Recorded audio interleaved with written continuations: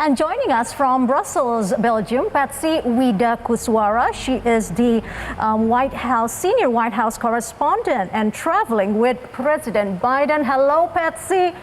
These types of international summit feel so far removed from the lives of ordinary people. Please tell us, what are the decisions actually made during the G7 summit that can have impact on ordinary Indonesian people and others around the world? Well, you're absolutely right, Fifi. I mean, these international summits are often called a diplomat's tea party, as you know. And we really have to ask, what are the commitments made by the G7 leaders that will actually translate to real life differences in people's life. But as you know, this is a grouping of 7 of the wealthiest democracies. So a lot of their decisions will impact the rest of the world economically as well as politically. Now, 2 of the things that I can underline from this summit is the first one is their commitment to end the pandemic and prevent a future one. You've seen in my report that the leaders have agreed to donate 1 billion doses. That's whether in the form of actual vaccine doses or in terms of contribution to COVAX. This is the UN mechanism of vaccine sharing to ensure that low and medium income countries, including Indonesia, have access to vaccines.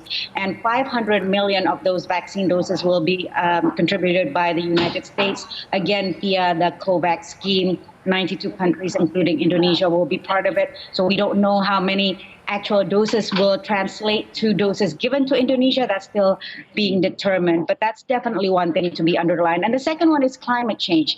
I mean, these are the leaders of the wealthiest nations. They're industrialized. A lot of their actions will determine how much greenhouse gases gets emitted to the atmosphere, as well as what kind of commitments they and their private sector will do to reduce the increase of Earth's temperature to under 1.5 degrees Celsius as they head to the next big summit on climate change, which is the COP26 in a few months in Glasgow. So those are the 2 things, climate change and also COVID, that I would say would make a difference if the countries actually do what they pledged to do at the G7 summit. Now, Patsy, many activists are saying that the 1 billion doses of vaccine donation from G7 countries is not enough. They should instead waive trademark restrictions so that developing countries can produce their own. So tell us more, why doesn't the G7 support the idea of developing countries produce their own vaccines? You're absolutely right, Ralph. I mean, the UN has said that we need at least 11 billion doses of vaccines to reach herd immunity to get the world out of this pandemic. So 1 billion doses is, it's a start, but it's definitely nowhere enough to get us out of it. And there is a lot of pressure for these wealthy countries to do more, certainly. And the thing about waiving vaccine patent is this all comes down to this proposal originally submitted by South Africa as well as India at the World Trade Center, where they're saying, look, we don't need vaccine donations. Countries like South Africa and India and many other middle-income countries, including Indonesia, we can actually make our own vaccines. We don't want to be begging for doses. Just give us the recipe and tell us that if we produce these vaccines, your pharmaceutical companies won't be suing us for intellectual property infringement.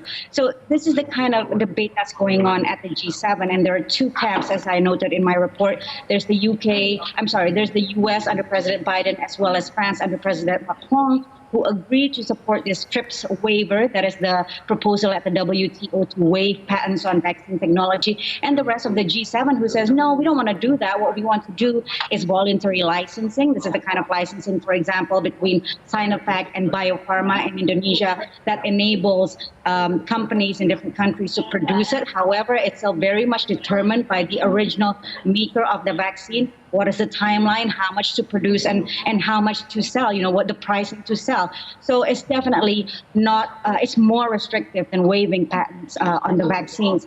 So far, the G7 has said that's the way we want to do it. We're not going to give away our vaccine recipes. I think this debate will continue to develop at the World Trade Center, and the U.S. has promised that it will not change its position in terms of actually supporting the vaccine patent waiver. All right, then. Well, I'd like to move on to China. Tell us more about this focus focus on China. What was the message that the G7 leaders are trying to convey to Xi Jinping? And is there a unified response from the G7 leaders, Patsy? Yeah, so the message that the G7 leaders are trying to convey to President Xi Jinping is, number one, we know that you're rising, and we know that you are playing in some ways not according to international rules when it comes to trade. And we also are watching you in terms of human rights abuses. The thing that they're really underlying right now is the use of forced labor. This is the accusation that Beijing is doing this mass transfer of millions of Uyghur ethnic minorities, Muslim ethnic minorities, as well as other ethnic minorities from the region of Xinjiang to factories all over China, producing global brands, technology, consumer goods, all sorts of things. And this is the reason why China can compete so well around the world, is because they're using this type of forced labor, obviously pressing down on their costs. And so this is something that the President Biden and other G7 leaders want to highlight, not just in terms of the humanitarian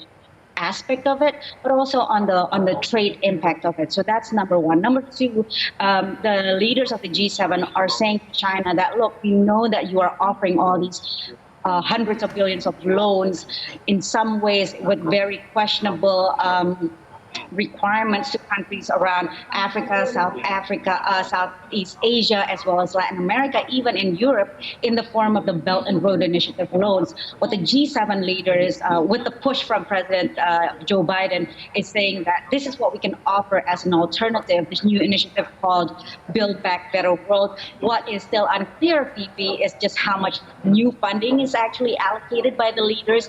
Is this just a repackaging of already existing loans from IMF and the World Bank and Exim Bank and so on? What is the timeline? What is the scope? That much is still really unclear. All right. So, Patsy, you're now in Brussels covering President Biden, who is there for the NATO and EU summit. So tell us what's on the agenda. What can we expect looking ahead this week? Yep, I am in the very exciting environment of the Press Filing Center here at the hotel in Brussels. Right after this, I'm going to wrap up and go to the NATO headquarters, where President Biden will be meeting with President Erdogan of Turkey in a couple of hours. He just recently met with NATO Secretary General Jens Stoltenberg, and I think he's meeting with some Balkan leaders right now as we speak. Later on, there will be a press conference where Joe Biden will again underline the message that America is back. Obviously, this is a not subtle jab against his predecessor, President Trump, who was very much viewing alliances in Europe with a lot of disdain. You remember that President Trump said that NATO was obsolete at one point. So this is definitely a change of tone that President Biden will be bringing in Europe. Tomorrow, we'll be heading to Geneva. On Wednesday, actually, we'll be heading to Geneva after today's NATO summit, and tomorrow a summit with the EU. On Wednesday, we'll be heading to Geneva, where there'll be this long-awaited summit between President Biden and President of Russia, Vladimir Putin. A lot of issues will be discussed, including what the Russian interference or Russian meddling on U.S. elections, as well as democratic elections around the world, as well as issues of cybersecurity and ransomware, but also areas of cooperation, including reduction of nuclear arms and climate change. So a big, busy week for Joe Biden, and I'll be followed, and I'm happy to report back to you guys whenever you need.